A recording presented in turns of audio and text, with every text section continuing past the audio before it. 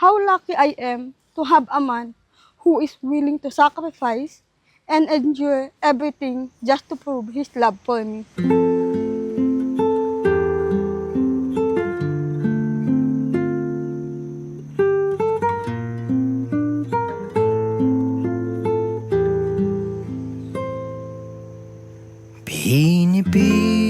Yung start pa lang po talaga is, alam ko na may conflict, yung religion. Noong una, sabi ko sa sarili ko, hindi ko muna papansinin yung religion. Kasi gusto ko, si God pa din center. Walang iba sa piling mo, payapa na. For more than 7 years ng relationship namin. So, ang dami na naming pagsubok. So, Parang malabo na may mag-giveaway. Ako ba na maglilipat sa born again o sana lilipat ulit sa Catholic? so, yung religion naman is, hindi naman siya parang dapat maging reason para magkahiwalay. So, as long as na mahal nyo ang isa't isa, nakikita nyo yung future nyo sa bawat isa. So, I think wala namang imposible. God writes our love story. Alam ko na naging malaking factor sa inyo ang Diyos, ang inyong pananampalataya. Kaya sana, ganito rin. Manalig kayo sa Diyos. Papalari, ako ay pinipili mo rin. Mahal na mahal po. Kasi sobra na din po talaga yung sacrifice niya sa relationship namin. Kaya thankful ako kasi sobrang haba talaga ng pasensya niya. Nung time na yun, na-realize ko na, ito yung gusto kong babae na makasama habang buhay. Kasi sinasamahan niya ako sa panahong wala ako. At ngayon, sa panahong meron kami. So yun, sobrang thankful ko sa kanya kasi siya din yung parang light and shining armor ko. Alam nyo, iba ho pala yung pakiramdam kapag bunso ang ikakasal. Kung isipin po natin, no, parang noon, napaka-simple lang. No? Parang pagkatapos ng mahabang panahon pagsusumikap, pagtsatsaga, eto na sila. Basta ang masasabi ko lang, Angie, magmahal lang kayong mabuti ni Edmar. Kung ano man problema ang darating sa inyo, pag-usapan yung mabuti. Huwag kayong susuko. Mahal na mahal ka namin.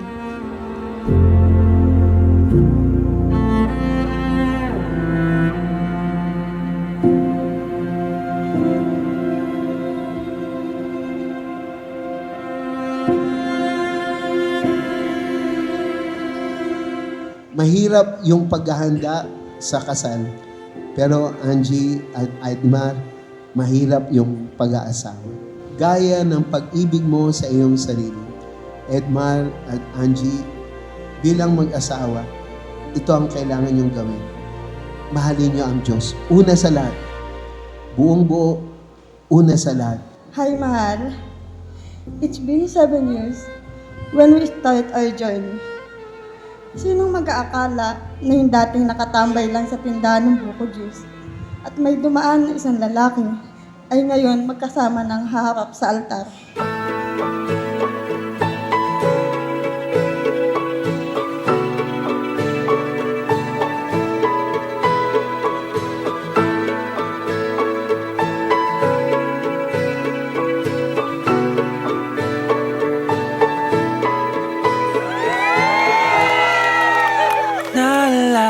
Second year college pa lang tayo noon. Hindi kita kilala. Hindi kita inaasahan. Bigla ka na lang dumaan sa buhay ko. Nasa tindahan lang ako ng buko juice kasama ang mga kaibigan ko. Nang bigla kang dumating kasama ang mga friends mo. Ang inyong love story ay nagsimula sa nakakatuwang kwento. Si Edmar, nilibre po sa merienda si Angie. Ito po ang kakaiba. Hindi naman po kilala ni Angie si Edmar nung nilibre. Pagkatapos, marupok si Angie, pumayag na magpalibre. At mula po nun, nagsimula na ang kanilang pagkakaibigan, pagiging magkasama sa school, ang harutan, kwentuhan, pagtitiwala. At inabot ng 7 taon. 7 taon.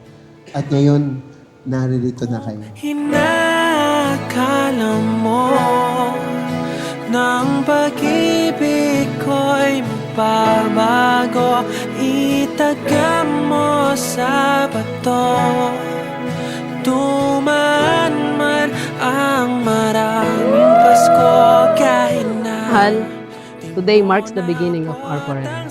I hope this gift brings a smile to your heart. See you at the end of the aisle. Love, Angie.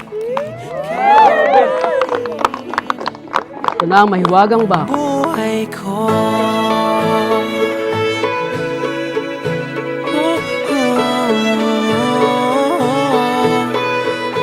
Lala. To my first and last Angie. This is it. After more than 7 years of our relationship, finally, we are here standing in front of our loved ones and friends, celebrating our special day. Sungkitin kung inakala mo ng pag-ibig ko'y magbabago, itagam mo sa bato. Dumaan man ang maraming Pasko kahit na Ako ay nangangako na mamahalin at iingatan ka ngayon, bukas at habang buhay. I promise to keep our love story alive, to make good memories, at magiging partner mo sa lahat ng bagay. kitang liligawan, haranahin ka lagi.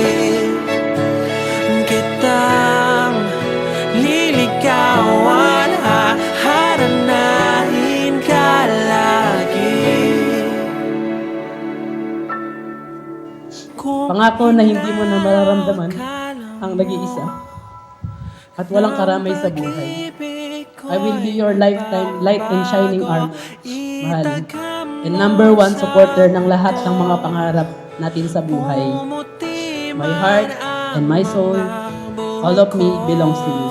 Mahal na mahal kita, Angie. Kung hinakala mo ng pag-ibig ko'y magbabago, itagam mo sa Today, I choose you and I promise to keep choosing you for the rest of our lives. I love you.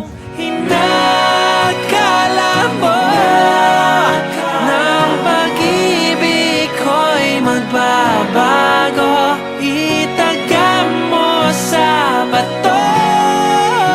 Dumaan man ang maraming Pasko kahit na kumulubot ang balat, kahit na hirap ka ng dumilat, kahit na di mo nabot ang sahig, kahit na di mo na ako marinig, ikaw pa rin ang buhay ko.